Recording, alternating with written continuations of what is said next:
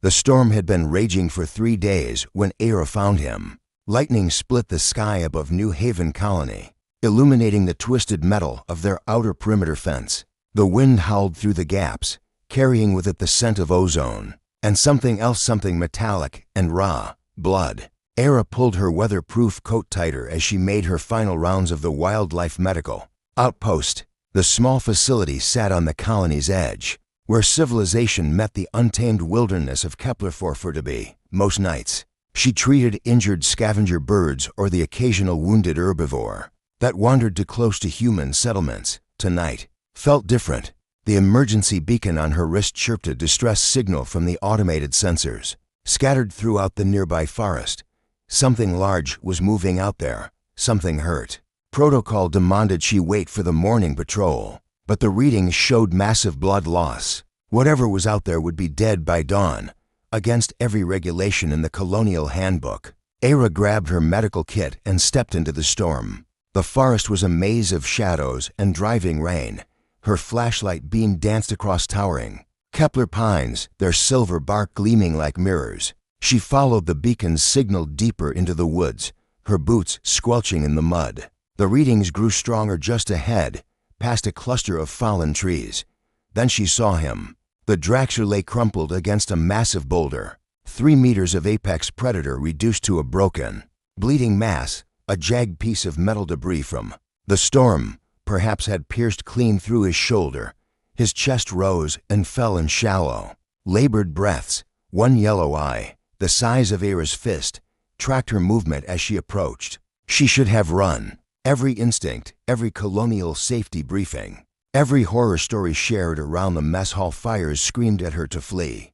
Draxers were untamable killing machines. They had wiped out Survey Team Delta just 6 months ago, the colony's kill on sight. Order existed for good reason, but as she stared into that intelligent, pain-filled eye, all she saw was suffering. "Easy," she whispered, setting down her kit.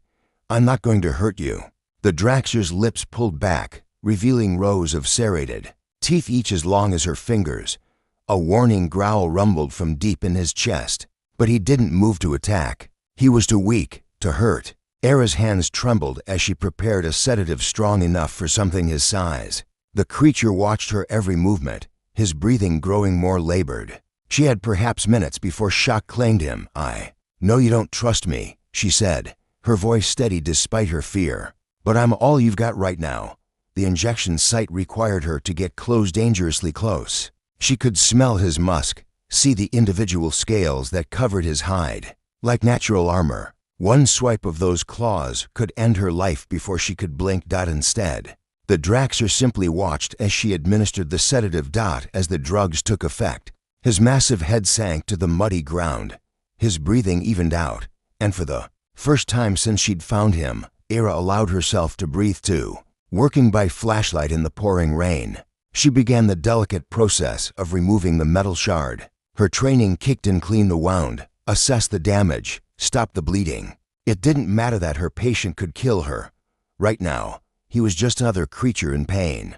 By the time she'd finished bandaging the wound and administering antibiotics, the first hints of dawn were creeping across the sky. The storm was finally breaking, and soon the morning patrol would begin their rounds. She couldn't move him, he was too large, too heavy, but she couldn't leave him here either. The patrol would find him and execute the kill order without hesitation. Era made a decision that would change everything. She activated her emergency beacon and sent a coded message to her supervisor.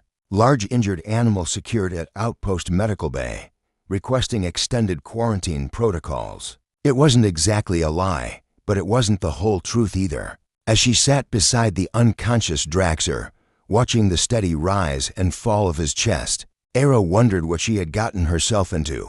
In a few hours, she would have to explain to Colonial Administrator Chen why she had violated direct orders. She would have to justify treating a creature that every other human on Kepler-4 to be wanted dead. But as the morning sun broke through the clouds and illuminated the Draxer's scarred hide, she knew she had made the right choice. Everyone deserved a chance to live, even apex predators, even monsters. 3 weeks later, Era had become the colony's favorite joke. She stood in the mess hall, acutely aware of the whispers and snickers following her every step. At the table nearest the entrance, Transport Chief Marcus Webb was regaling his crew with his latest impression of her. And then she says, Marcus pitched his voice high and syrupy, "Oh, but he's just misunderstood. Look how gentle he is." When he's sleeping, the table erupted in laughter. Era kept her eyes fixed on her food tray, pretending she couldn't hear. The nutrient paste and protein cubes looked even less appetizing than usual, but she forced herself to eat. She needed the energy for another long day at the outpost. "You know what I heard?"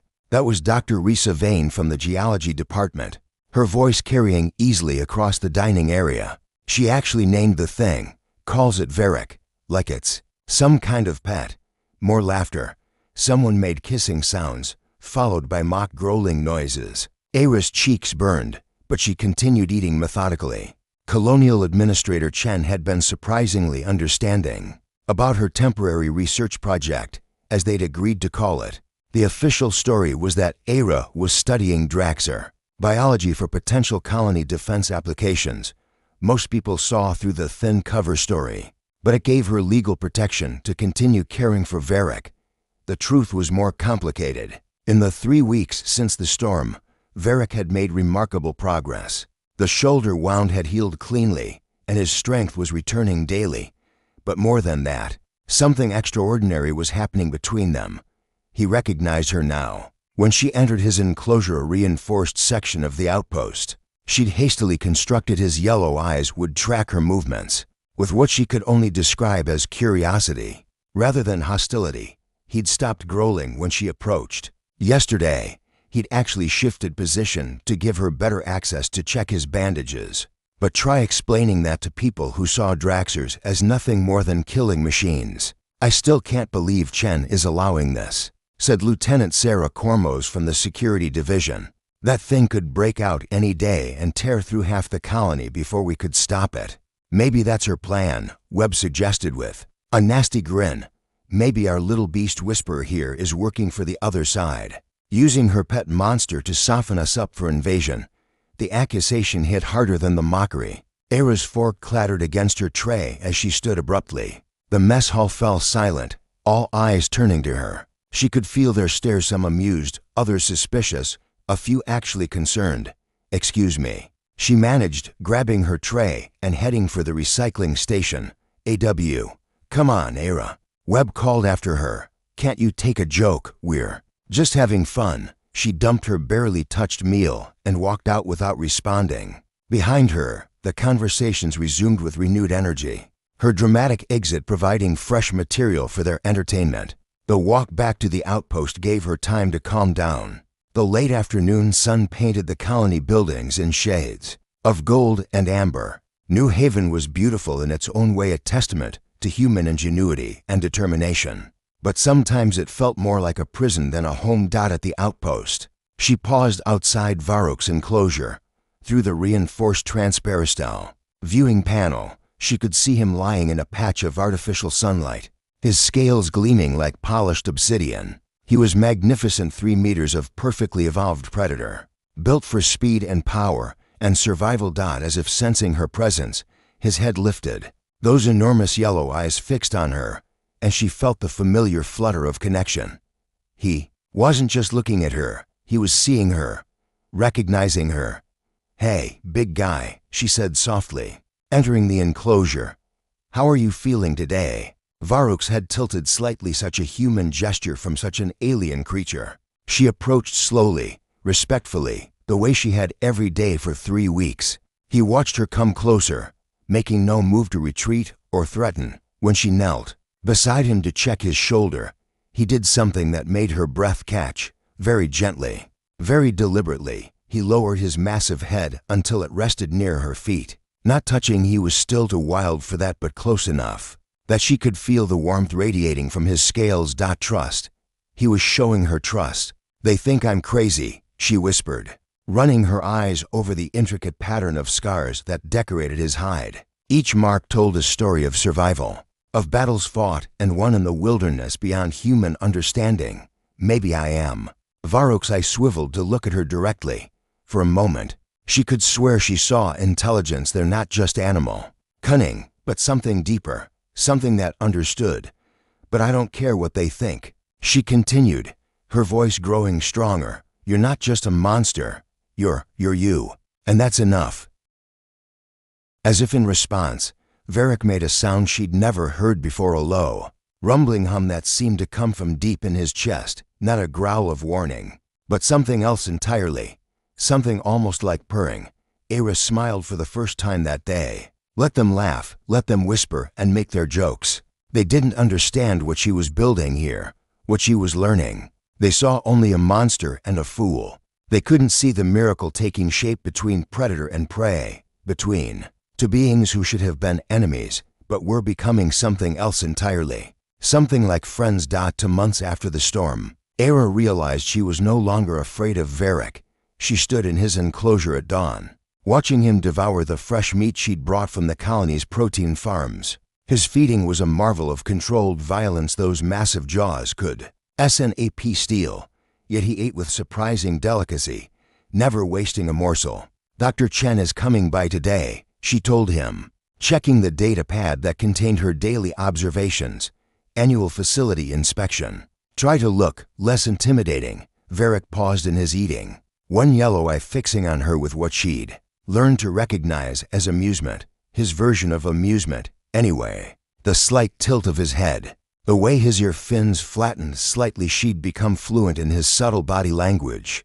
It had been a gradual process, this understanding between them. First came tolerance, him allowing her presence without threat, displays. Then cooperation, him shifting position when she needed to examine his healing wounds. Now there was something deeper, something the colony's behavioral specialists would dismiss as anthropomorphization. But Era knew better. Varric was intelligent, not human intelligence, but something equally complex and far more ancient. The morning routine continued as it had for weeks. She checked his vitals, updated his dietary requirements, made notes about his behavior and recovery progress. The shoulder wound had healed completely, leaving only a pale scar beneath his scales. He was healthy, strong, and by all rights should have been released back into the wild weeks ago. But neither of them seemed ready for that conversation. You know, she said, settling into her usual spot against the far wall, where she ate her own breakfast. People are starting to talk again. Lieutenant Kormos thinks you're getting too comfortable here. Webb says I'm turning you soft. Varric finished his meal and padded over to his favorite resting spot, close enough to where she sat, that they could observe each other comfortably. Over the past month, this distance had gradually decreased. He was testing boundaries, learning what she would allow. They don't understand that you choose to be gentle, she continued, unwrapping her protein bar. They think predators are just killing machines, driven by instinct. They can't see that you make decisions. As if to prove her point, Varric rose and moved closer. This was new behavior he'd never approached while she was eating. Era froze, suddenly aware of how vulnerable she was. If he wanted to attack, she couldn't possibly escape in time. Instead, he settled down again, now close enough that she could have reached out and touched his scales. His breathing was calm, relaxed. He was offering proximity, a gift of trust from a creature that had every reason to distrust humans. Slowly, carefully, Era extended her hand, not to touch, but to offer, to see what he would choose. Varric studied her outstretched fingers with the intensity of a scholar examining ancient texts. She could see the war between instinct and curiosity playing out in his alien features. He leaned forward slightly, then pulled back, forward again. Then, with infinite care, he extended his own massive claw and very gently tapped her fingertip. The contact lasted barely a second, but it changed everything. First touch between predator and prey, between monster and maiden, between two species that were supposed to be enemies. Well, Era whispered, her voice thick with emotion, that's definitely not going in the official report. The sound of approaching footsteps made them both look toward the entrance. Dr. Chen appeared in the doorway, accompanied by two security officers, standard protocol for any visit to the Draxer enclosure. Good morning, Era, Chen said, his voice carefully neutral. How is our guest today? Varric had immediately shifted into what Era privately called his public mode, alert, wary. Every line of his body suggesting barely contained danger. The transformation was so complete that she almost doubted the gentle moment they'd just shared. "Healing well," she replied, standing and moving away from Varric to give the officials space. Full mobility restored, excellent appetite, no signs of infection or complications. Chen studied Varric through the viewing panel, making notes on his data pad. "He's certainly impressive. I can see why the survey teams found them so formidable." The security officers remained by the door, hands resting casually on their weapon grips. Their presence filled the space with tension that Varric clearly sensed. His scales had darkened slightly, a stress response she'd learned to recognize. "What's your professional assessment regarding release?" Chen asked the question she'd been dreading. Era looked at Varric, who was watching the exchange with obvious intelligence. He understood that his fate was being decided, even if he couldn't comprehend the words. "Medically, he's ready," she said carefully. "But I'd like more time to study his behavioral patterns. We've learned so much about Draxer intelligence and social structures. This research could be invaluable for future colony defense." Chen nodded. Thoughtfully, "The Colonial Council has been impressed with your reports. The behavioral data alone has already led to new protocols for perimeter patrols." It was true.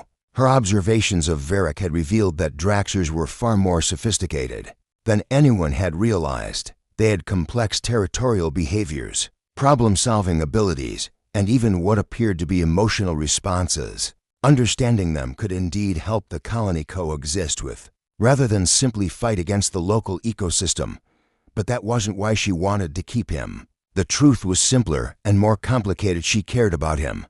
He'd become her friend, her confidant, her daily reminder that the universe was full of wonders that transcended human understanding. "I'll need a formal recommendation within the week," Chen said, closing his data pad. "The council meeting is next Friday." After they left, Era sank back against the wall. Varric immediately moved closer, resuming his previous position. His scales lightened back to their normal coloration, and she could see the tension leaving his powerful frame. "They want to send you home," she told him. "Back to the forest." Varric tilted his head, as if he understood. Maybe he did. His intelligence continued to surprise her daily. "But what if this is home now?" she whispered. "What if we don't want to go back to the way things were?" She looked into those alien yellow eyes and saw something that made her heart ache. He was content. Here, not happy. Happiness was probably to human a concept, but content. Safe, understood. The colony saw a monster that needed to be contained or eliminated. She saw a being who had chosen trust over instinct, companionship over isolation. But was that enough to justify keeping him caged, even in a comfortable cage? The question would haunt her dreams that night, and for many nights to come. The attack came at dawn on a Tuesday that had started like any other. Era was preparing Varroc's morning meal when the emergency sirens began wailing across New Haven Colony. The sound cut through the air like a blade, 3 long blasts followed by 2 short ones. She'd heard it in drills, but never for real. External threat. All personnel to secure positions. Through the outpost's windows, she could see colonists running toward the central bunkers. In the distance, black smoke rose from the direction of the main settlement. The communications array was down, no chatter on the emergency channels, just static. Her hands shook as she sealed the building's blast doors. Standard protocol demanded she evacuate to the nearest bunker, but that meant leaving Varric alone. In his enclosure, if the outpost was breached, he'd be trapped. The decision was made for her when she saw them through the perimeter cameras. Corsairs, pirates who preyed on the isolated settlements scattered across the frontier worlds. 3 armed vehicles approaching fast, bristling with weapons and crude modifications. They'd probably jammed the colony's distress beacon. Help wouldn't arrive for hours, if at all. Era's blood turned to ice as she watched the lead vehicle veer toward the outpost. They must have detected the power signatures from Varroc's containment systems. Valuable exotic wildlife always fetched high prices on the black markets of the core worlds. "No," she whispered, running toward Varroc's enclosure.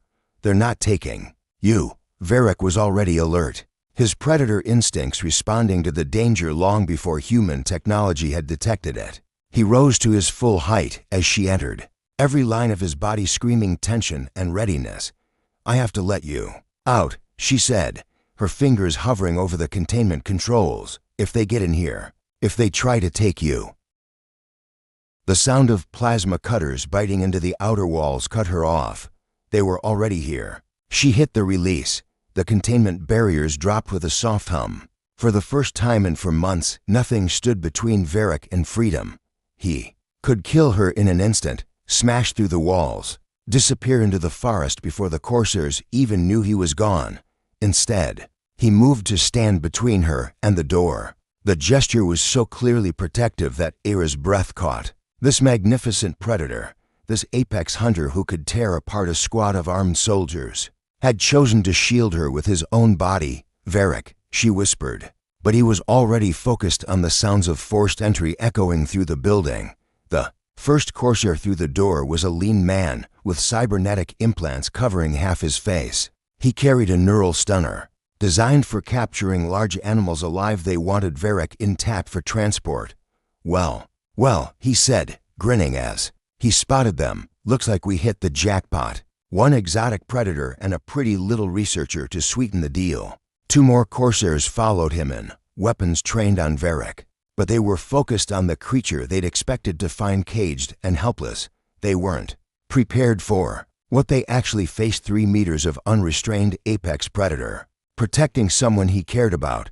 Varroc's warning call shook the building. It wasn't the roar of a mindless beast, but something far more terrifying: the battle cry of an intelligent hunter declaring war. The Corsairs opened fire. What happened next would be talked about in colony bars for years to come, though few would believe the details. Varric moved like liquid shadow, too fast for human reflexes to track. The first Corsair's stunner never fired. Varroc's claws took his head clean off. The second managed to get off a shot that seared across Varroc's flank. Before meeting the same fate, the third Corsair, showing more sense than his companions, turned to run. Varric let him go. Instead of pursuing, he turned back to check on Era, who stood pressed against the wall in shock. His yellow eyes scanned her for injuries with obvious concern. "I'm okay," she managed. "Are you?" The plasma burn along his side was shallow, but painful. She could see him favoring that leg as he moved, but his attention was already shifting to the sounds of combat from the main colony. More Corsairs, more danger to the humans he'd somehow decided to protect. "You should go," Era said, understanding flooding through her. "You could disappear into the forest. You'd be safe." Varric looked at her for a long moment, and she saw her own choice reflected in his alien gaze. Just as she had chosen to save him in the storm, he was choosing to save her and, by extension, her people. He padded toward the exit, pausing at the threshold to look back at her. An invitation. Era grabbed her medical kit and followed him into the chaos outside. The main colony was under siege. Corsair forces had breached the outer perimeter and were fighting their way toward the central district where most of the civilians were sheltering. Colonial security was outgunned and falling back, their defensive positions crumbling one by one. But as Era and Varric moved through the settlement, something extraordinary began to happen. The first security team they encountered nearly opened fire on them both, but Era's presence made them hesitate just long enough to see what Varric was doing. He wasn't attacking, he was hunting Corsairs with surgical precision, taking down armed raiders while carefully avoiding any colonist in his path. Word spread faster than the firefights.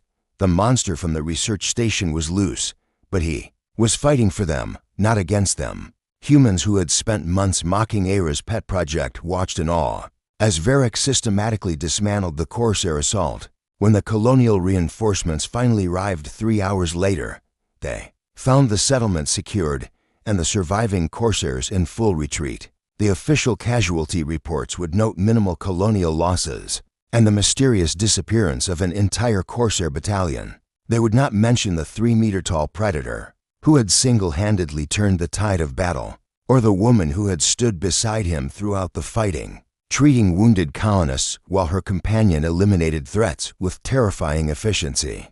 But everyone would remember, and no one would ever laugh at Era again. 6 months after the Corsair attack, Era stood before the Colonial Council with Varric at her side, about to make the most important presentation of her life. The council chamber buzzed with nervous energy. Representatives from 12 worlds sat at the curved table, their faces mixing curiosity with barely concealed apprehension. Behind them, the observation gallery was packed with colonists, scientists, and media representatives who had traveled from across the sector to witness what many were calling the most significant interspecies contact event since the Kepler Accords. Administrator Chen rose from his seat at the center of the table. Dr. Era Thorne, you've requested this hearing to present findings regarding the intelligence and social potential of the species designated as Draxers.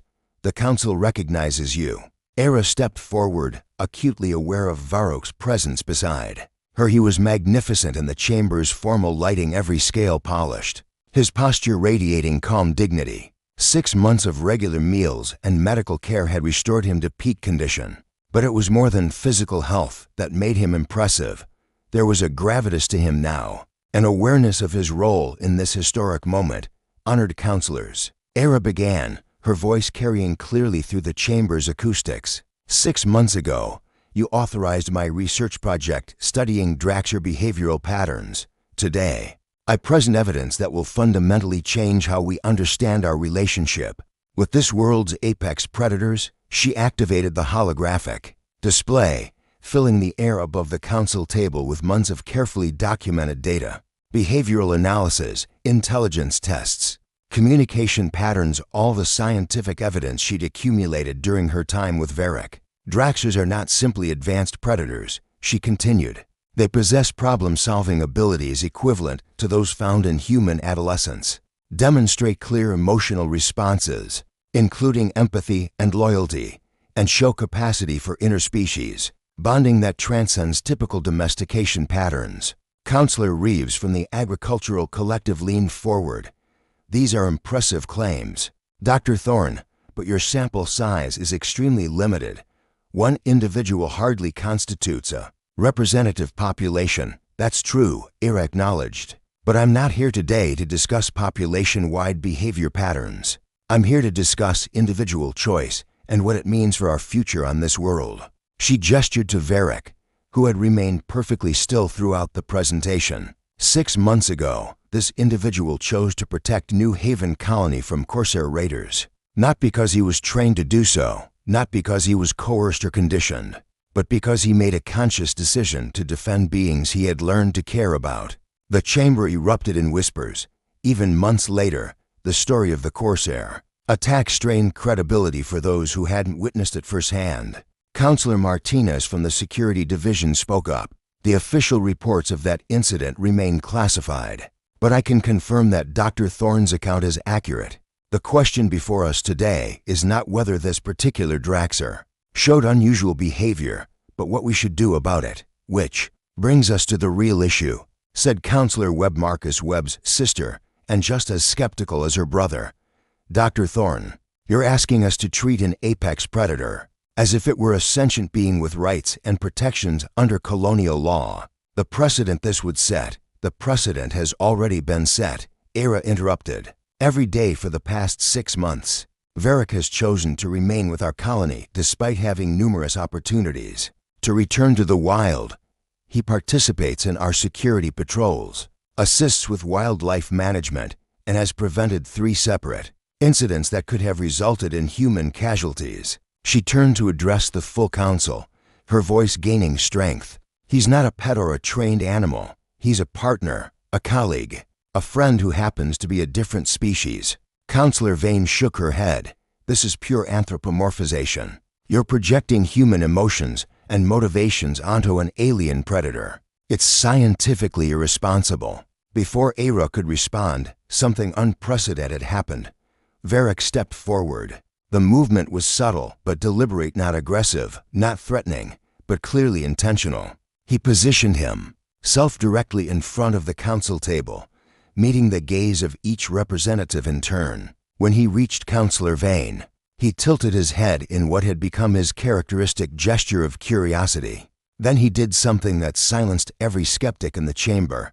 He spoke. Not in words his vocal anatomy couldn't produce human speech, but in a complex series of tones and harmonics that Era had learned to recognize. As his attempts at communication, the sounds were clearly directed at the council, rising and falling in patterns that suggested meaning, intention, purpose. "He's trying to speak for himself," Era whispered, tears streaming down her face. "He understands what's happening here.